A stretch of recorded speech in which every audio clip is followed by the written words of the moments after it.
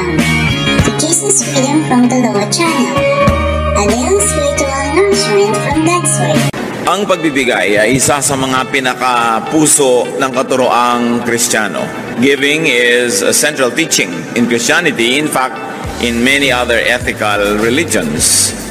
But selfishness is also a major theme in biblical stories. Selfishness is a strong reality in human nature to the point that many consider it already as the norm. Na ang normal ay maging makasarili at hindi normal yung maging palabigay. Nagkakaroon ng pagtutunggali yung pagiging palabigay at palakabig o kaya the divine versus the human in us. How would normal or selfishness-prone individuals overcome such weakness and be empowered to give, to become what God wants them to become? Givers. Paano magiging palabigay sa kabila ng pagiging makasarili? Saan kukuha ng kapangyarihan at lakas na labanan ang naging likas na pagiging makasarili upang masunod yung banal na kalooban ng Diyos? Ang kapangyarihan para maging mapagbigay. Bakit nga ba tayo dapat magbigay? At syempre, ang sinasabi dito na giving is giving to God what is due to God and giving to other people as well. Whatever is due to them or whatever we may be able to give them. First of all, giving is commanded by God. Utos sa atin ang pagbibigay. Napakaraming katuruan. Isa na dyan ang Luke 6:30. Lucas 6:30. Give to everyone who asks you. Napakalinaw ng mga turong ito. Acts 20:35, the Lord Jesus himself said, it is more blessed to give than to receive. So it's not only commanded but also commended by God. Pinupuri at ikinakapuri ng Diyos ang pusong mapagbigay. This alone is enough reason to give. Kahit wala na tayong isipin pang dahilan, it was commanded by God, it's good enough. Because God is God. But giving is not only commanded, it is also exemplified by God. Ang Diyos na mismo ang nagbigay ng halimbawa, siya na ang unang nagbigay. At ano pa ang apat nating hingin, ibinigay niyang kaisa-isa niyang anak na si Jesus para sa ating kapatawaran, para sa ating paglilinis. Giving is exemplified by Jesus himself, that He gave His life, He gave His time, He gave His energy to the people. It is also exemplified by all the godly people in the Bible. Ipinakita, binigyan tayo ng halimbawa. Mark 10:45, for even the Son of Man did not come to be served, but to serve, and to give His life as a ransom for many. The giving of Jesus, the giving of God, excuses no one from giving. Kung ang Diyos ang mga sa langit, kung si Jesus nga sa lupa nagbigay, tayo pa kaya na lahat naman ng ating tinatangkilik ay natanggap lang naman natin sa Panginoon. Giving is also reflective of God. Ang Diyos ay liwanag. Ang tao parang salamin. Kung maganda ang iyong pag-uri ng salamin, pagtama sa iyo ng liwanag, ang liwanag na ito ay makikita rin ng iba. You reflect the light. Christians and believers, the people of God, are like gems. Gems by themselves don't sparkle. They only reflect the light. And because God is light and God is a giver, we who are mirrors and gems must reflect that giving spirit. That people who don't receive the direct giving from God will experience God's giving through us. Kaya nakikita nila ang liwanag dahil sa atin na nagpapatalsik ng liwanag na ito oras na tayo ay tinamaan. Therefore, the mirror honors the light. Giving reflects God's character.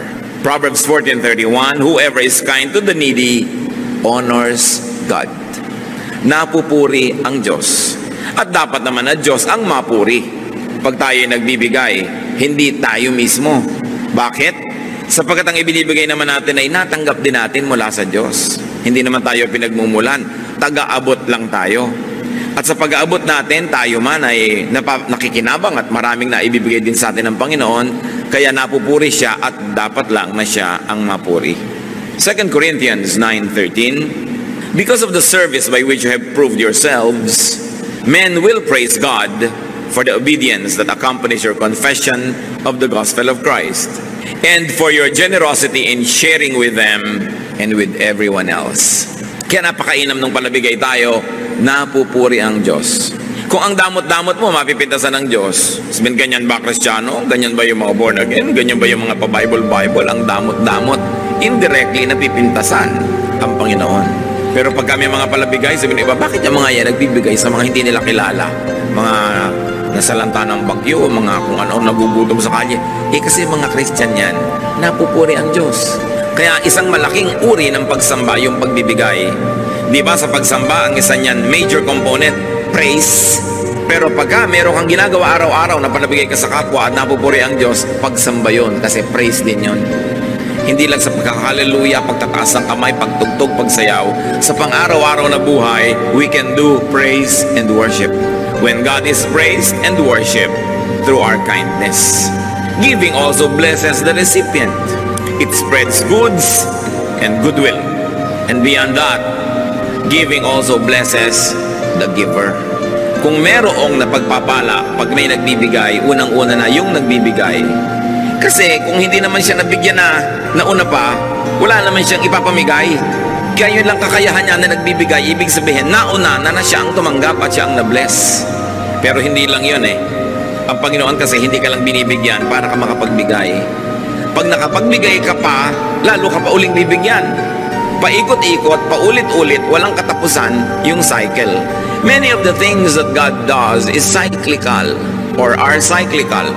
Pagka ginawa mo ito magiging bunga. Pag nagtanim ka, aani ka. Pag umani ka, marami ka na naman buto, itatanim mo ulit. Pag itinanim mo, aani ka na naman, paulit-ulit. At ganun din yun. Binigyan ka ng Panginoon, nagbigay ka, bibigyan ka ulit. Makakapagbigay ka tuloy na naman. At dahil nagbigay ka, bibigyan ka ulit. But when you enter the cycle of poverty and the cycle of selfishness, magdadamot ka, hindi ka magbibigay, therefore hindi ka bibigyan ng Diyos. Lalo ka ngayong kinapos. At habang kinakapos ka, lalo kang dadamot. Dahil self-preservation yung iniisip mo. Habang dumadamot ka, lalong hindi ka na naman magbibigay. At lalong hindi ka nagbibigay, lalong hindi ka na naman makakatanggap. Palubog ka ng palubog sa ginagawa mong cycle of poverty. Samantalang kung giver ka, pataas ng pataas yung cycle of abundance. Luke 6:38, give and it will be given to you.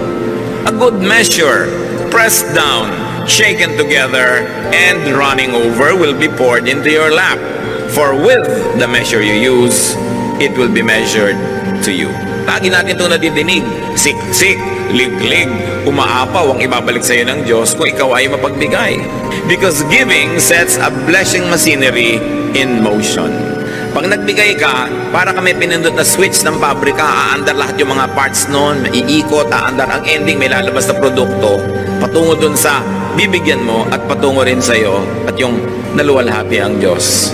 Hindi mo pwedeng pigilin yon. Automatic.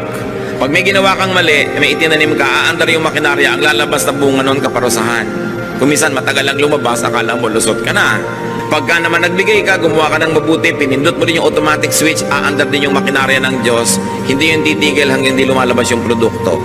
Pagpapala doon sa yung binigyan, pagpapala sa iyo at kaluwalhatian ng Diyos. Automatic. Kung minsan din, matagal lumalik yung gantimpala, akala mo wala na. Tapos sa panahon na gipit ka, nalimutan mo na meron ka palang points, biglang lumalabas yun. Maraming nagpapatotoo niyan. Mga hindi nila inaasahan kung saan nagmumula ng mga blessing. Tapos maalala nila, oo nga pala, somewhere in time, ako ay merong ginawang mabuti. At ang Diyos kasi hindi lumilimot sa ginagawang mabuti. Ang Diyos kasi ayaw niyang may utang siya sa tao. Sino naman tayo para magpautang sa Diyos? Papayag ba ang Diyos sa siya may utang sa nilalang lang niya? So oras ay kayo nagbibigay at gumagawa ng mabuti, susuklian niya ng sobra-sobra para at the end of the day, ikaw pa rin ang may utang na loob at hindi siya. Napakasimple ng logic na yon. Hindi papayag ang Diyos na siya itong may utang sa tao. Kaya walang pagbibigay sa kapwa o sa Panginoon ang nakakalugi. Hindi ka papayagan ng Diyos na malugi at mapintasan mo siya. Dahil yan ang kanyang katuruan. Giving pleases God. Therefore, it opens the door to followership to Jesus. Yung mga iba gustong-gustong sumunod kay Jesus. Tulad ng isang mayamang lalaki, sabi niya, anong dapat kong gawin para makasama sa inyo? Matthew 19:21, Jesus answered, if you want to be perfect, go, sell your possessions and give to the poor, and you will have treasure in heaven. Then come, follow me. Ang gusto ni Jesus na kasama, mayayaman. pero mayayaman sa mabubuting gawa. Mayayaman sa kawang gawa, mayayaman doon sa mga tinatawag niyang kayamanan sa langit, treasure in heaven. Sabi nitong mayaman, gusto kong sumama sa inyo, ano bang dapat kong gawin? Sabi, pues, ipamigay mo ang iyong kayamanan nang walang maging hadlang sa pagsunod mo. Marami pong tao hindi makakasunod dahil ayaw magpamigay. Pero kitang-kita natin dito, ginawa ni Lord na isang requirement, hindi sa lahat ito ha. Marahil na ang taong ito, sobrang din ang pag-ibig sa kayamanan niya na hindi niya pwedeng ibigin ng Diyos kasi sabay, dalawa yung iniibig mo. Pero kung malinaw naman sa iyo na Diyos ang nauna mong iniibig, ngayon nagkataon ka namang mayaman din, hindi naman kailangan ipamigay mo lahat yan.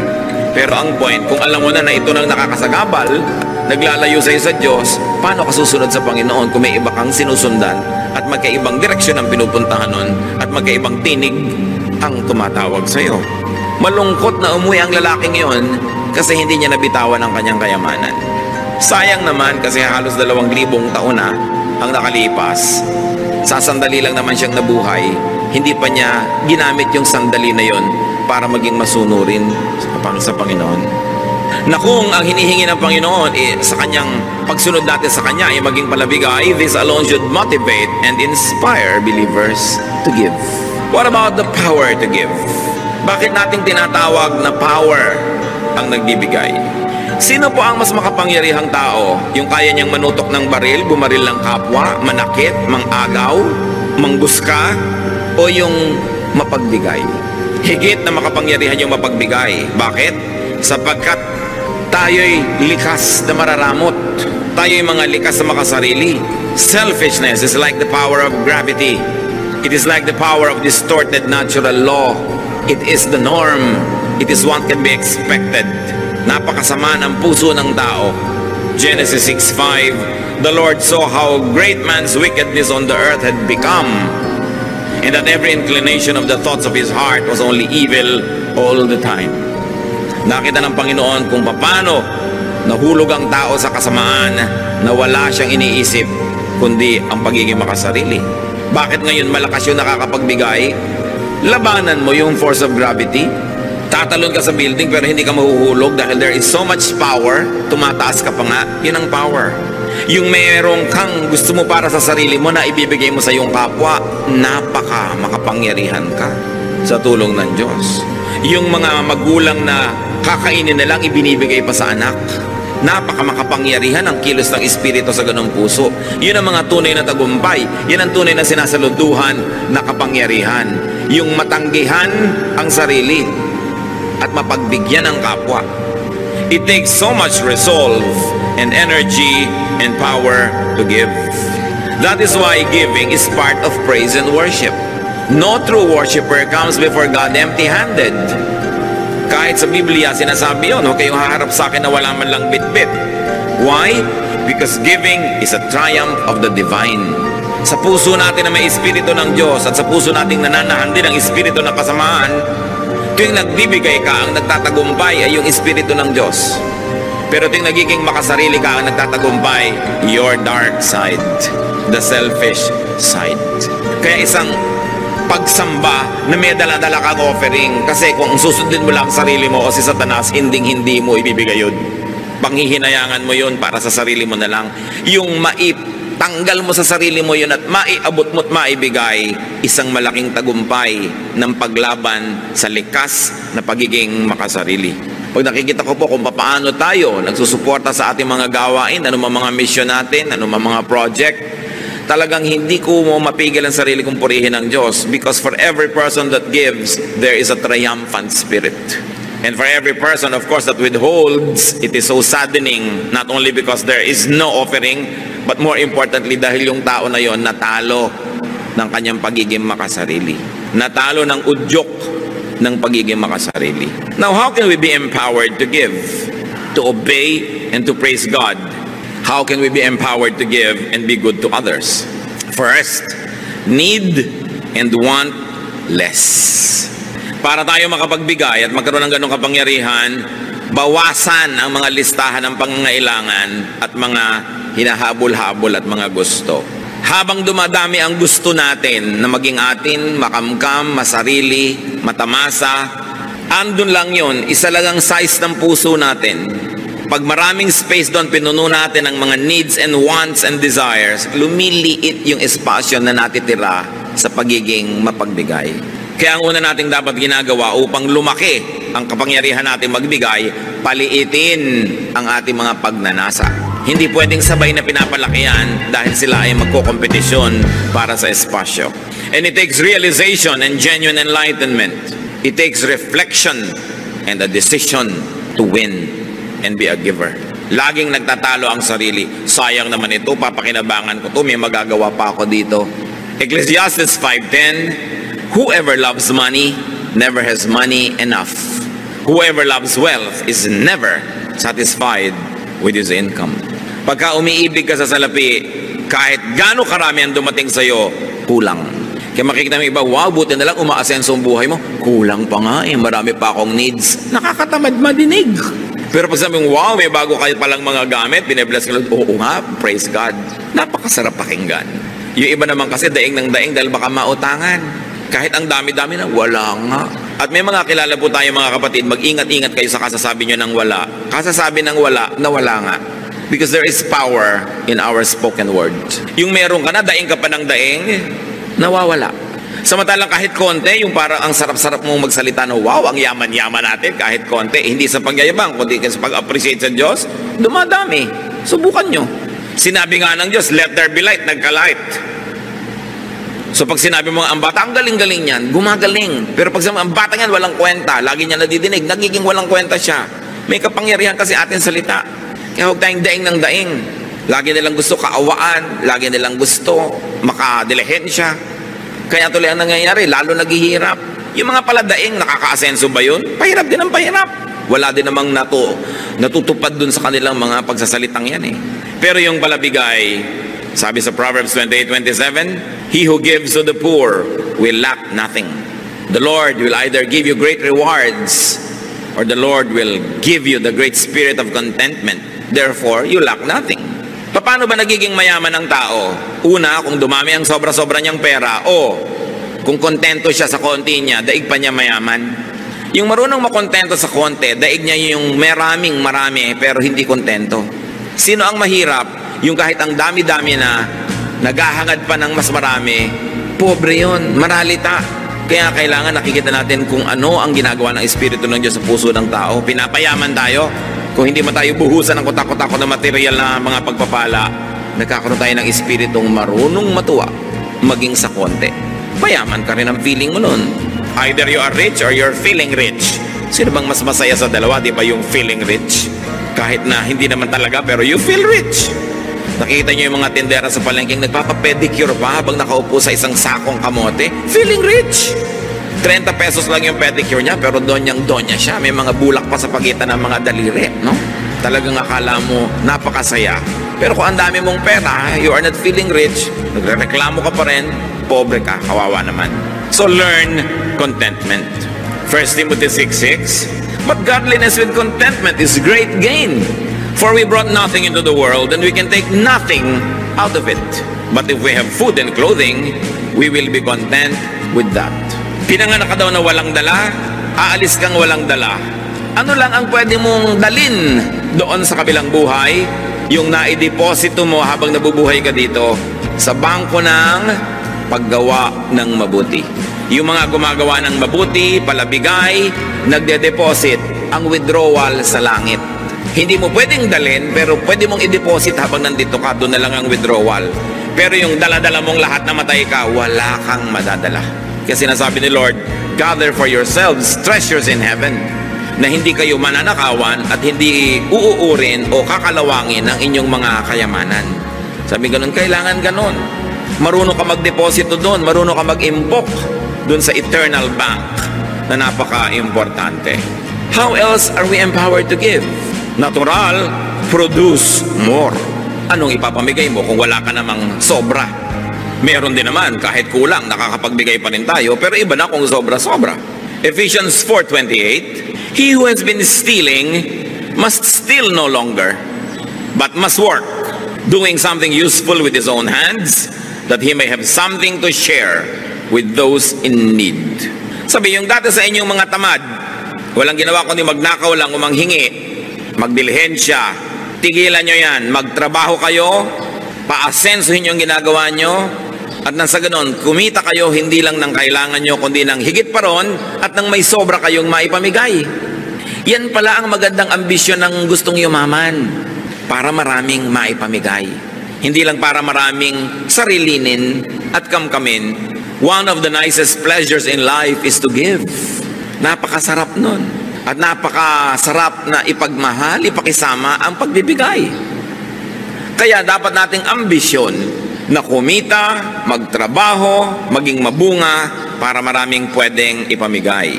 Produce surplus for giveaway. And God gives surplus precisely for that reason, so that we can give away. Kung binibigyan kayo ng Diyos ng higit sa inyong pang-araw-araw na pangangailangan, may assignment kayo magbigay. Siyempre, God is God of mathematics, God is God of equation, and God is God of proportion. Alangan naman nagkamali siya. Binibigyan kayo ng sobra. Nakita nyo noon, nang sila Moses ay nandoon sa disyerto, wala silang makain, umuulan ng mana from heaven. At ang utos ng Diyos, ang kolektahin nyo lang yung kakailangan ninyo sa araw na to. Yung iba sigurista, kumolekta ng pangbukas, inuod yung sobra. Sabi ng Diyos, ba't kayo kumukuha ng sobra? Hindi ba kayo nananalig na bukas nandun uli ako at bukas magbibigay uli ako? Yung sobra niyong pag-iimpok, isang pagpapatunay na hindi kayo nananalig sa aking pangakong bibigyan ko kayo araw-araw. Kaya nabulok. Ngayon kung binibigyan ka ng sobra, anong dahilan? Para ka makapagbigay. Hindi para maging makasarili ka lamang. Pagkamat hindi man masamang may iniimpok-impok ka, lalo gusto mong mamuhunan, gusto mong may gawin na ganot ganyan, pero hindi lang para sa sarili. Bawat tumatanggap ng sobra, may assignment from God. Luke 12:48, for everyone who has been given much, much will be demanded. And from the one who has been entrusted with much, much more will be asked. Malinaw. Ang binibigyan ng sobra, paghahanapan ng Diyos nung sobrang yun. Kung ano ang kanyang ginawa. Mas mataas ang expectation ng Panginoon sa kanyang mas pinagpapala. Kaya yung pagpapalang tinatanggap natin sa Panginoon is a form of responsibility. It is God's trust. Trust fund niya yun. Hindi sa atin lahat. Bagamat salamat, meron tayong parte dun. Kaya nga sa atin inaabot para rin tayo magkaroon. Pero hindi lahat para sa atin. How else can we be empowered to give, to be acquainted with, and to know suffering from unmet needs? Pag sobrang maluwag ang inyong buhay, kailangan reacquaint yourself with suffering.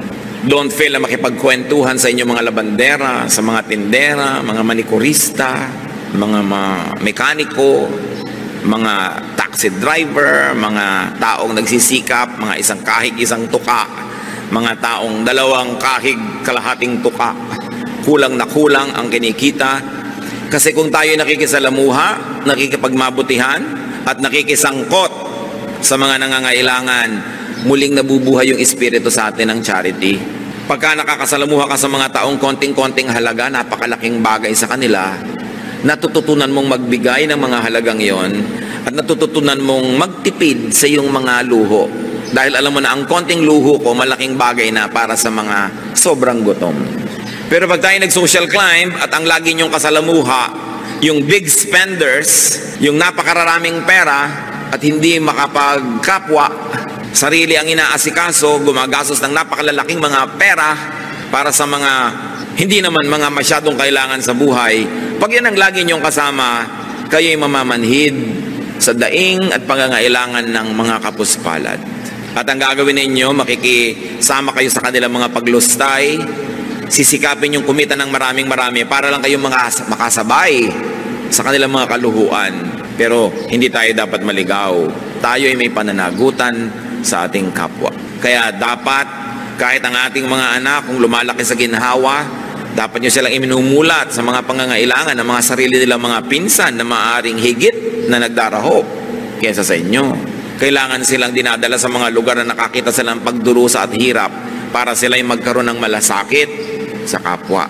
Hindi yung lagi silang ikinukulong sa mga air-conditioned cars at mga air-conditioned homes at sa mga gated villages at sila ay nagiging bulag sa katotohanan ng pagdurusa ng sangkatauhan.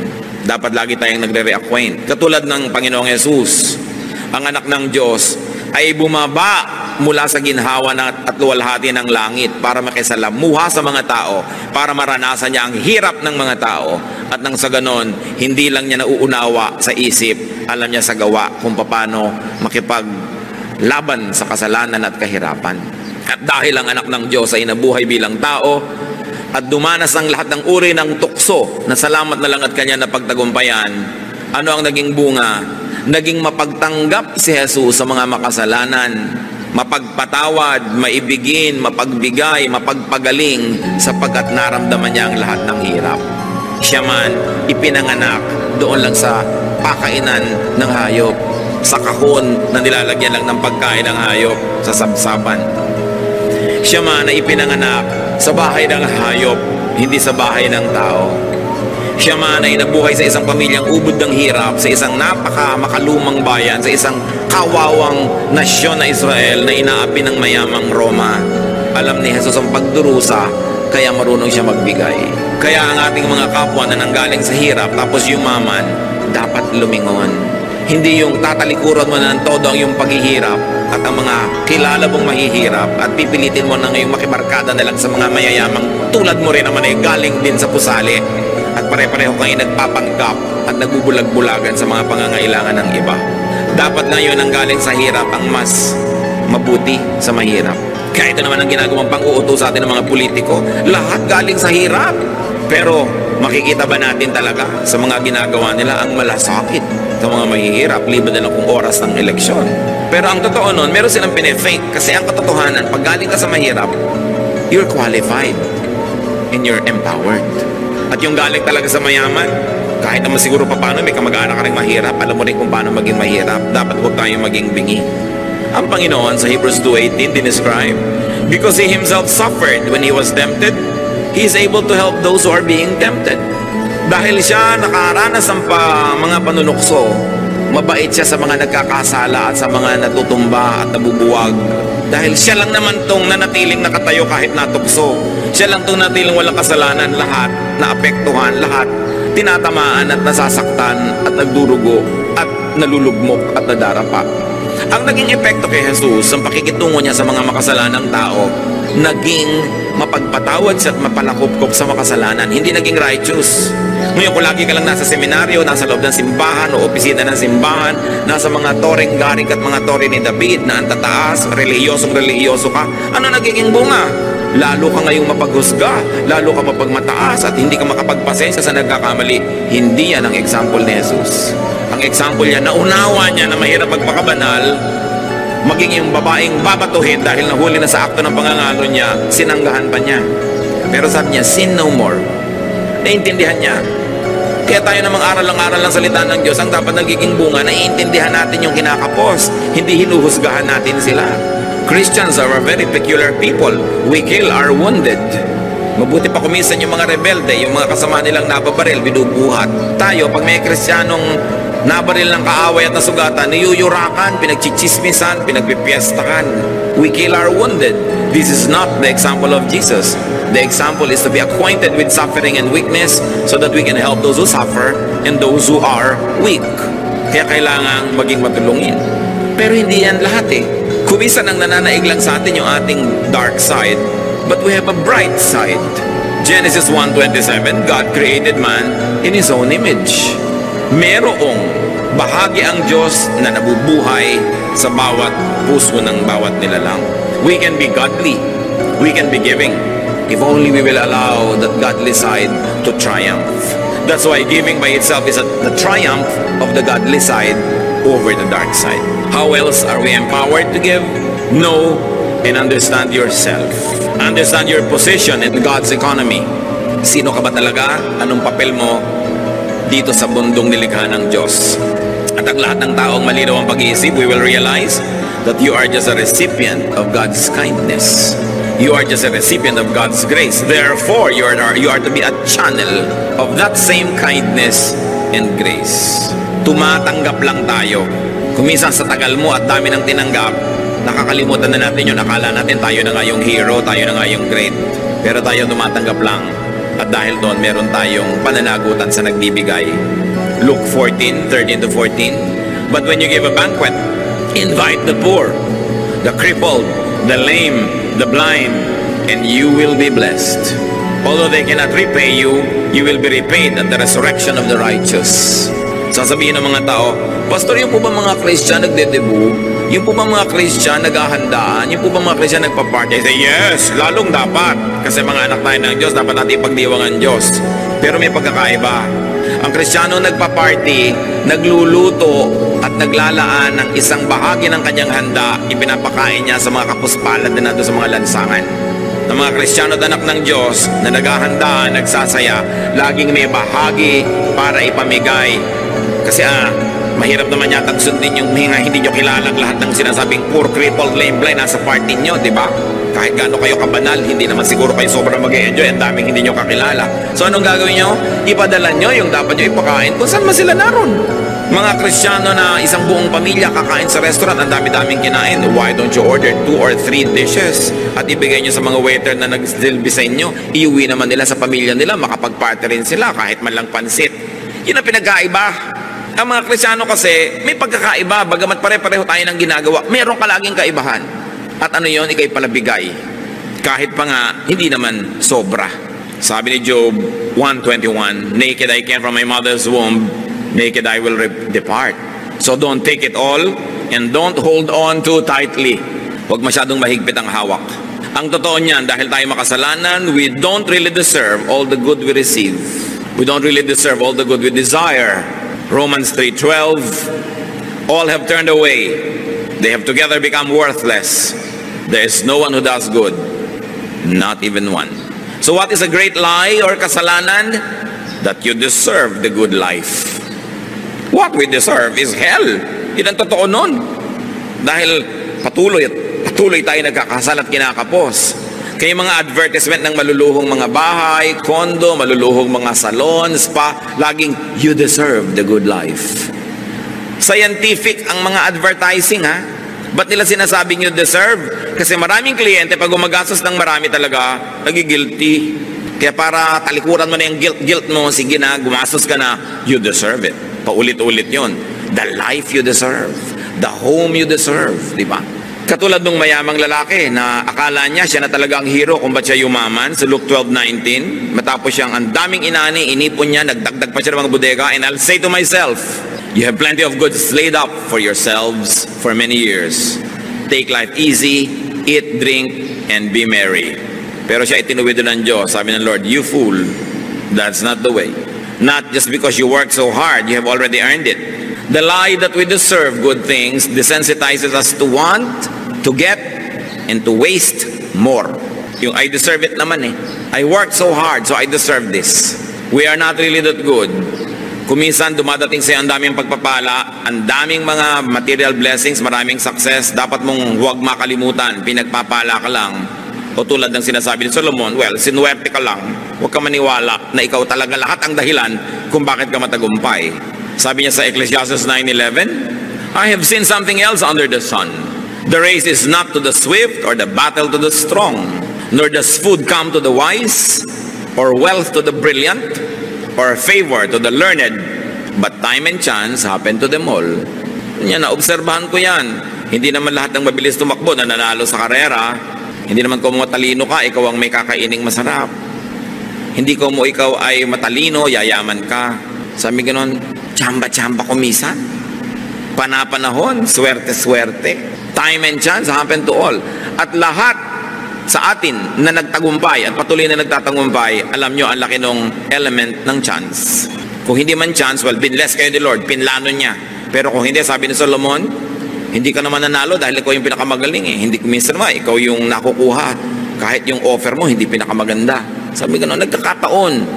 O kung hindi man nagkataon lang, talagang Diyos ang may bigay. Lalong dapat ka maging humble, huwag kang maging mayabang. Sasabihin mo, I deserve this. Dahil hindi naman lahat ng nagsisikap, umaasenso ah. Hindi lahat ng nagtatrabaho ng mabuti, nagkakaroon ng mga reward agad. May X factor yan na hindi natin alam that should keep us humble. Hindi ko man nag-top ka sa board o sa bar, ang galing mo. Nagkataon na yung pinag-aralan mo, yun ang natanong. Hindi naman kung bumagsak ka, hindi ka na marunong. Ang dami-dami mong alam, yung pag hindi mo alam ang naitanong-tanong. Maraming ganyan. Kaya kailangan talaga lagi kang umaasa sa pagpapala ng Diyos. And that we should always be humble, and we must be less and less selfish. Everything good that you have came and comes from God. Ecclesiastes 5:19, God gives man wealth and possession and enables him to enjoy them. This is a gift of God. Regalo. James 1:17, every good and perfect gift is from above, coming down from the Father. So a realistic, humble, and grateful attitude necessitates and empowers giving. Pagka makatotohanan ang pagkakilala mo sa iyong sarili, ikay mapagpakumbaba at tumatanaw ng utang na loob sa Diyos, magkakaroon ka ng lakas para maging mapagbigay. The godly way to react to so much suffering and needs around us is to give more. Giving, by the way, is not only for the rich, it is also for the unrich. Akala natin yung mga mayayaman lang ang dapat magbigay. Kaya sa maraming churches, yung konting pamilyang may kaya, sila na lang lagi ang taya. Yung iba lagi na lang, ay mayaman si sister ganun, mayaman si ka ganun. Mark 12:42-44, sa offering, inobserve ni Lord yung mga tao, but a poor widow came and put in 2 very small copper coins, worth only a fraction of a penny. Calling his disciples to him, Jesus said, I tell you the truth, this poor widow has put more into the treasury than all the others. They all gave out of their wealth, but she out of her poverty put in everything, all she had to live on. Binibilang pala ng Panginoon yung mga hinuhulog ng mga tao doon sa offering box. Siyempre yung mayayaman, yung mga supot nila ng mga punong-puno ng mga silver, mga gold, mga coins, pag lumaglag yun doon sa loob, ang lakas ng tunog. Merong isang babaeng ubod ng hirap, balo, naglaglag lang siya ng 2 pagkanipis-nipis na barya. Siguro manipis pa sa pinipig. Wala man lang tunog. Pero sabi ni Jesus, kita niyo yung babaeng yon? Yan ang pinakamalaking donor ng church na to. Ha? Ang liit nga ng binigay. Bakit siya ang pinakamalaking donor? Lahat binigay niya, wala nang natira sa kanya. Ang binibilang pala ng Panginoon, hindi yung inilagay mo, kundi yung natira pa sa'yo, matapos ka maglagay. At doon nakabase sa kanya kung sino ang biggest donor. Nakikita natin, giving is not only for the rich. Giving is for everybody. From each according to ability. That is how it should be.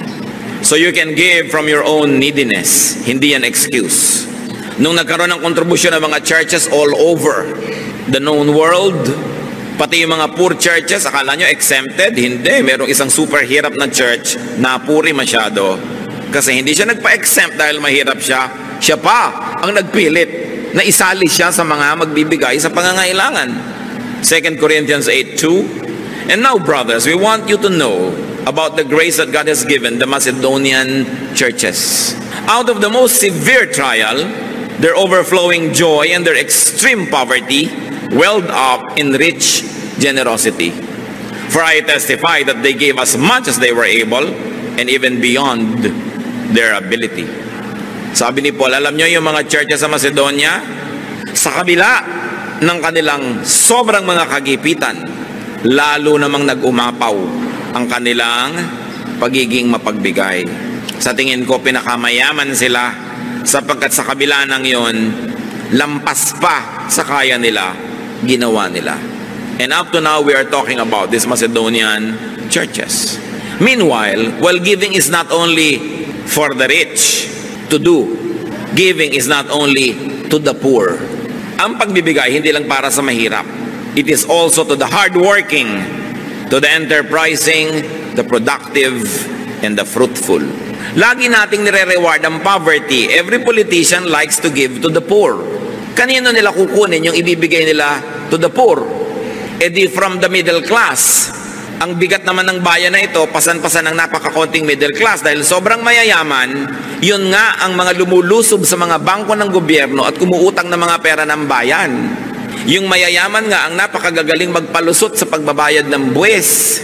Yung maliliit nga manggagawa, kinikita pa lang buwan-buwan, binabawas na ang kanilang taxes, withheld.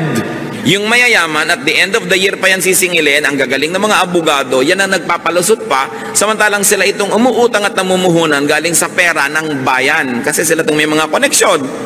Anak nila ang mga congressman, pinsan nila ang mga senator, sila ang lumulusob sa kayamanan ng bayan at gumagamit ito. Pero sila ang number 1 tax evaders. Daig nila ang mahihirap sa tax evasion. Promise. Kaya nga ang yayaman eh. Diba? Pero, kaya tayo naman laging give to the poor, give to the poor. You give to the poor, yes. But don't forget to give to the deserving. Ang gobyerno, lagi ang policy, bigyan ng mahihirap. Anong ibinibigay sa middle class na nagsisikap magtrabaho? Anong ibinibigay sa mga taxpayers? Nasaan ang mga pinupuntahan ng mga buwis na ibinabayad ng taxpayer? May konti kang lupa, nagbabayad ka ng realty tax, at kung ano-ano, titirhan ng squatter, ibibigay sa squatter yung lote mo, ikaw pa magbabayad para siya umalis. This is unjust. You don't give only to the poor, you give to those who work hard. You reward good labor. So, ang policy ng Panginoon, hindi yung always give to the poor pero tamad. Alam nyo yung may binigyan yung Diyos na binigay sa example ng isang parable. Pinuhunan na ng 10, pinuhunan ng 5 at saka 1. Yung 10, pagbalik nung nagbigay ng puhunan, naging 20. Sabi ba, sa'yo na yan, ang galing mo. Yung 5 naging 10, napatubo, ang galing mo. Yung 1, walang kinita. Sabi yung 1 mo, babawiin ko sa'yo, ibibigay ko doon sa may 20. Yun ang policy ng Panginoon. Reward those who work hard. Matthew 25:20, for everyone who has will be given more, and he will have an abundance. Whoever does not have, even what he has will be taken from him. Si Jesus ang nagsasabi niyan, huwag kayo nag-iisip ng mga wrong-headed charity, bigay lang ng bigay, parang naglalagay kayo ng tubig sa mga butas na balde, wala rin nangyayari. Sabi yung nakakapagparami ng puhunan, yun ang gantimpalaan at bigyan ng marami pa dahil may nagagawa siyang mainam. Sa mga kamag-anak nyo, yung hingi lang ng hingi, wala namang ginagawa. Huwag nyong pagbibigyan yan. Hindi naman nagtatrabaho, panay panghingi ng pang-load. Wala nang ang trabaho, ang arte-arte pa ng cellphone, may folding bed sa loob. Pag hindi sila productive, sayang ang perang binibigay nyo. Pag nakakita kayo ng kamag-anak nyo na, uy, binigay mo ng konting pera, bumili ng kawali at saging na saba, nagtinda ng banana Q, yun ang pagbibigyan nyo dahil tatami binibigay nyo doon. Pero yung konting bibigay mo, magmomall agad, magpa-party na, ano mangyayari doon?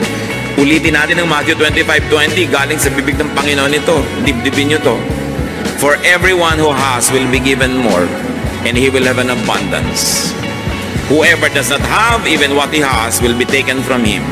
In the context of katamaran ito, huwag niyong lalayo. Kung tamad ka, yung konting nasa iyo, dapat pang bawiin, sayang lang. Ibigay doon sa makakapagparami. The blessing of abundance is empowerment to give. The downside of poverty is your inability to give. Napakasarap nung nakapagbibigay. So give to those who earn and deserve it. Because we are measured not by what we receive, but by what we give. Giving is one of man's most victorious acts versus the temptation to be selfish. Giving is one of man's most powerful acts. So be empowered to give. Ang tanong, at dito tayo magtatapos, ano ang pumipigil sa atin para magbigay? At kung nagbibigay naman tayo, ano ang pumipigil sa atin para magbigay ng lubos? Lalong-lalot kung pinagpapala naman tayo ng Panginoon. Mga magulang, nagbibigay ba tayo ng lubos sa ating mga anak? Mga anak, nagbibigay ba tayo ng lubos sa ating mga magulang? Mga magkakapatid? Mga employers, nagbibigay ba kayo ng tama, lubos sa inyong mga empleyado? Mga empleyado, nagbibigay ba kayo ng tama sa inyong mga amo? Na kayo'y matapat, nagtatrabaho ng mahusay? Ang pagbibigay ay utos ng Diyos. Halimbawa ng Diyos at ng Panginoon, at ipinangako niyang pinagpapala niya ang nagbibigay. Aming Ama sa langit, kayo na nagbibigay ng buhay sa amin at lahat na aming pangangailangan, ituro nyo sa amin, Lord, the power of generosity, and when you give us, so that we can give to others, may we not fail you, may we be victorious and triumphant because of your Spirit that resides in us. Turuan mo kami na tanggihan ang aming pagiging makasarili para mangamkam at maging amin lang ang lahat, kundi ibukas namin ang aming palad at puso para dumaloy mula rito ang pagpapala mula sa inyo tungo sa marami. Pagpalain niyo po kami, mga kapatid, pagbulay-bulayan natin sumandali sa katahimikan kung ano-ano pa ang mga kahulugan ng mga paalalang ito sa ating buhay.